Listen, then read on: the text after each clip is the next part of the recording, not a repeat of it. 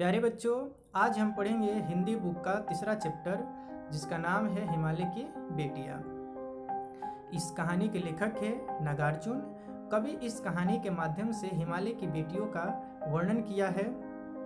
इस कहानी को पढ़ने से पहले आपके दिमाग में एक प्रश्न उत्पन्न हो रहा होगा कि हिमालय तो एक प्राकृतिक संपदा है, तो इसकी बेटियां कहाँ से उत्पन्न हो गई। तो मैं सबसे पहले इस प्रश्न को क्लियर कर देना चाहूँगा कि कवि ने हिमालय को इस कहानी में माँ माना है तथा हिमालय से उत्पन्न उन सभी नदियों को बेटी माना है। तो प्यारे बच्चों, आइए इस कहानी को पढ़ करके हम समझने की कोशिश करते हैं कि कवि ने किन किन विशेषताओं का वर्णन करते हुए हिमालय की बेटियों की गाथा को गाया है। मैंने उन्हें दूर से देखा था, बड़ी गंभीर, शांत, अपने आप में खोई हुई लगती थी। संभ्रांत महिला की भांति वे प्रतीत होती थी। उनके प्रति मेरे दिल में आदर, और जब मैं हिमालय के कंधे पर चढ़ा तो वे कुछ और रूप में सामने थे। मैं हैरान था कि यही दुबली पतली गंगा, यही यमुना, यही सतलुज समतल मैदानों में उतरकर विशाल कैसे हो जाती है। इनका उछलना और कूदना के भाव थे। जब मैं हिमालय के कंधे पर चढ़ा तो वे कुछ और रूप में सामने थे।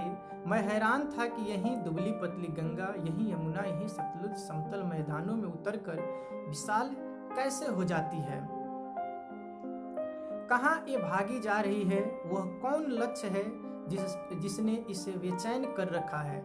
अपने महान पिता का विराट प्रेम पाकर भी अगर इनका हृदय अतृप्त ही है तो वह कौन होगा जो इनकी प्यास मिटा सकेगा।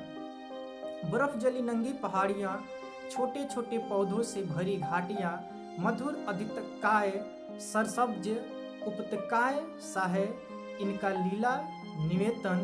खेलते खेलते जब ये जरा दूर निकल जाती है तो देवदार, चीड़, सरो, चिनार, सफेदा, वैल के जंगलों में पहुंचकर शायद इन्हें बीती बातें याद करने का मौका मिल जाता होगा। हिमालय अपनी इन नटखट बेटियों के लिए कितना सिर धूमता होगा। सिंधु और ब्रह्मपुत्रा, जिनके नाम सुनते ही रावी, सतलुज, ब्यास, चनाब, झेलम, काबुल, बुभाद, कपीसा, गंगा, यमुना, सरयू, गंडक, कोसी आदि हिमालय की छोटी बड़ी सभी बेटियां आंखों के सामने नाचने लगती है।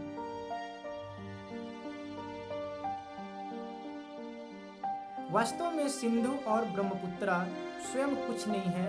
हिमालय के दिल की एक एक बूंद न जाने कब से इकट्ठा होकर इन दो महान नदों के रूप में समुद्र की ओर प्रवाहित होती रही है। जिन्होंने मैदानों में ही इन नदियों को देखा होगा, उनके ख्याल में शायद ही यह बात आ सके कि बूढ़े हिमालय की गोद में बच्चियां बनकर कैसे खेला करती है। कालिदास के बिरही यक्ष ने अपने मेघदूत से कहा था, बेतवा नदी को प्रेम का प्रतिदान देते जाना, तुम्हारी वो प्रेयसी तुम्हें पाकर अवश्य ही प्रसन्न होगी। काका कालेलकर ने नदियों को लोक माता कहा है, किंतु माता बनने से पहले यदि हम इन्हें बेटियों के रूप में देख लें तो क्या हर्ज है। और थोड़ा आगे चलिए, इन्हीं में अगर हम प्रेयसी की भावना करें तो कैसा रहेगा। ममता का एक और भी धागा है जिसे हम इनके साथ जोड़ सकते हैं। बहन का स्थान कितने कवियों ने नदियों को दिया है। एक दिन मेरी भी ऐसी भावना हुई थी। तिब्बत की बात है, मन उचट गया था, तबीयत ढीली थी। सतलुज के किनारे जाकर बैठ गया। दोपहर का समय था। पैर लटका दिए पानी में। थोड़ी ही देर में उस प्रगतिशील जल ने असर डाला। मन ताजा हो गुनगुना लगा।